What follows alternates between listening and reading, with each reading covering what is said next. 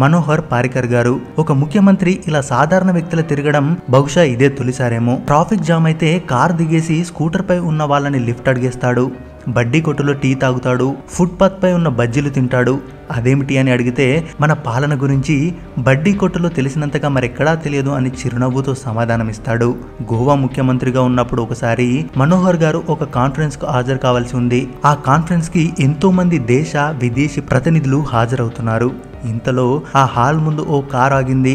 ఒక వ్యక్తి దిగి ఓ చేత్తో బ్యాగు, మరో చేత్తో ఫైళ్లతో మామూలుగా నడుచుకుంటూ లోపలికి వెళ్ళిపోయాడు. వెనుక నుంచి వచ్చిన సెక్యూరిటీని ఎక్కడా మీ ముఖ్యమంత్రి అని నిర్వాహకులు అడిగితే అదిగో ఫైల్స్ మోసుకెళ్తున్నాడే ఆ వ్యక్తే మా ముఖ్యమంత్రి అని చెప్పారట సెక్యూరిటీ వాళ్ళు. అతి మామూలుగా లోపలికి వెళ్తున్న పరికర్ను చూసి అక్కడి భద్రతా సిబ్బంది ఆపి ఎవరు మీరు, అలా ఇలా లోపలికి వచ్చేస్తారని అడ్డగించగా పరిగెత్తుకుంటూ వచ్చిన ఆయన సెక్యూరిటీ ఆయననయ్యా మా ముఖ్యమంత్రి అని చెప్తే బిత్తరపోయారంట.